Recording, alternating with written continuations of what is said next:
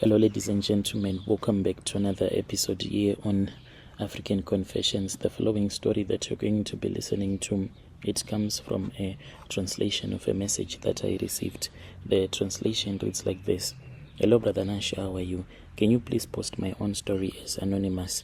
I have come here because I have my own story that I want to share with you. I am a South African man who is aged 39 years old. So I did a ritual in which that ritual I had to sacrifice my own brother simply because I had messed up. I had brought another woman into my home, in which the rituals that I had done, I was never supposed to do that. I was only supposed to sleep with my wife and not to touch another woman again. But because I had made so much money and my wife was too sick at that time to be able for me to enjoy her in bed anymore, I saw it fit for me to find a girlfriend that I would regularly sleep with, in which she ended up touching things at my altar. So I have come here to share with you my own story. I am a South African man who is aged 39 years old. Now the decisions that I took, they are now haunting me, and I really wish to have all of these things that I have in my home to be removed. But I am tired of sponsoring all of these Zimbabwean prophets from their country. They say that give me such an amount and then I can come to South Africa and I can remove those things that are troubling you, the things that are making you to see your own brother's spirit. I have encountered a lot of them, but they cannot assist me. All that they do is take money from me and not help me. So right now I need anyone who is willing and someone who is powerful enough to assist me, and I wish for these things to be removed from me. I do not want to lie to you. I have been scammed a lot of money. I even lost my own car. This was last year in May, after a prophet who was said to be very powerful. I was given his phone numbers by this other man from Zim. I spoke with him and he charged me, and I had to sell my vehicle because I am not making a lot of money anymore. These things that used to give me money, they have since stopped giving me the money that they used to give me.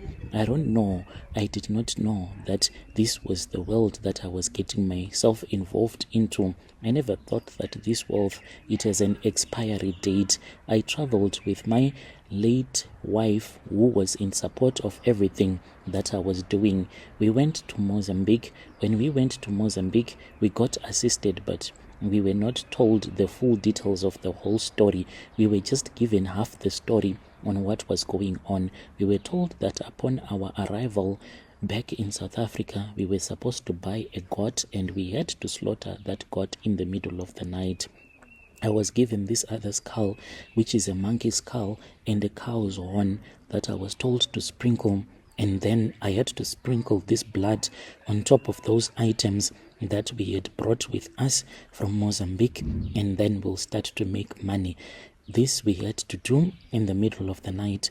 Only me and my wife, we were the only ones that were ever supposed to know that we had these things buried in our yard. We returned back to South Africa and we had tried everything to get money, but we did not find a way unless we had done this Ukutwala ritual. We sold our TV. I even went to Cash Crusaders with a laptop and I then sold it there. The money that we raised from all the home appliances that we sold, it was up to 10k. We bought other stuff that was needed to perform this ritual and the goat. As for this goat, we went to this other white farmer. We bought the goat from him early in the morning as per the instruction of that traditional healer, and we were only supposed to bring it into our home when it was already dark. So I told that farmer that me and my wife, we were returning back to work. We would come and collect it soon after work. We went there around past 5 to collect it. We found a place to park because we were waiting for the sun to go down. My wife, being a very strong, supportive woman, she supported me. And when it was just a little bit dark after 6, that was when we started driving back to the location. We were still staying at the location at that time before we had enough money to move out of the location. We arrived somewhere past 8. When we arrived at the location, we waited for people to go quiet to sleep. Then we started digging and digging. Me and my wife, we dug a hole that was about a knee deep. Then we took a bowl that was made out of clay. We filled it with water mixed with the blood from the goat, and the whole water turned into blood. We took the skull, wrapped it inside a red cloth. We poured some water, then sprinkled some blood on top of it. We took also the cow's horn and we laid it into that hole as well. After laying it in the hole, we sprinkled it with blood.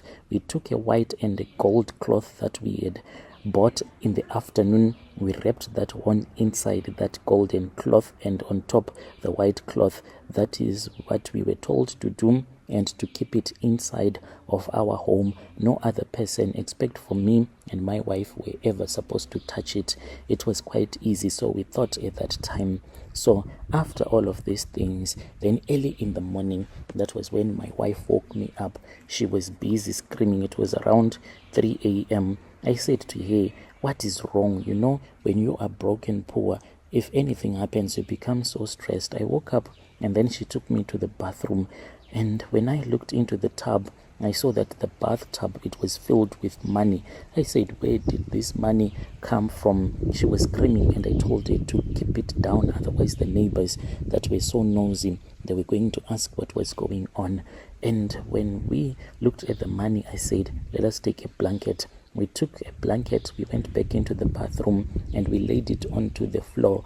Then we started grabbing the money and place it on top of the blanket until it was a big heap of money. We lifted the blanket. I had never carried money that was heavy in my life. Then we went into the bedroom. We counted the money until we got tired.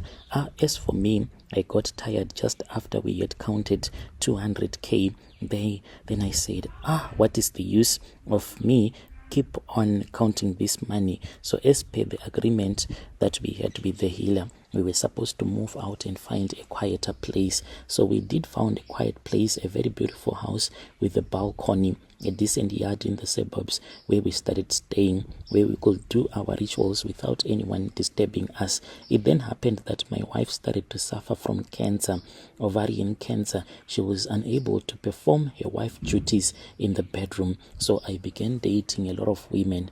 At first, I would do it in secret without the knowledge of my wife. I started having the courage of bringing the women into the home when she was with her parents. She permanently started staying with her parents. Then I brought this other woman who was my ex. I just wanted to sleep with her one more time now that I was wealthy and break her heart. And when she came, so her being a nosy ex, I said, okay, let me prepare a nice breakfast for you. This was the morning after a night filled with romance and sex. Whilst I was in the kitchen preparing a nice breakfast for her, she started opening up things that she was not supposed to open up until she came across that horn. She touched it. She did not tell me. She wrapped it inside that golden cloth and returned it back where she had found it. She only told me this when she was about to die, after I had visited her. When I heard that she was now paralyzed, and I said, a person that was that healthy, let me go and see her. She then told me everything that had happened, and she said that when she opened the drawer where this cow's horn used to stay, then she saw the cloth and she opened it up and she saw that the horn was breathing and there was oil that was coming out of it. That is what made her to be paralyzed, because later on she had a dream. In this dream she was hit by a black bull and she saw herself in a wheelchair. This happened in her dreams, and now it was happening in real life. She then passed away. After this woman had passed away, I knew that my life was never going to be the same. My wife also passed away. I returned back to that same traditional healer. I told him all the misfortunes that I was facing in my life, and he said that my Tokoloshe, it was now angry because I had let another woman who had no permission to touch that cow's horn. So I had to sort out my mess. I said, sort out my mess like how? Then he told me to make sure that I sacrifice my own brother. and that is what I did. It hurts me to this very day, because as for my brother, I know very well that he is being used by another Sangoma as a Tokoloshe, and he uses his spirit to consult, such that if you come to his consultation room, you will know everything about you. So as for my brother, he comes to me, he keeps on calling my name. There is no peace at home, and I am not allowed to marry anymore, to get married. I eventually bought a house in the suburbs, but life is just tough. I never knew that the wealth that we had been given, it was a season. It was never going to last forever. I do regret being a ritualist. Honestly, I do regret.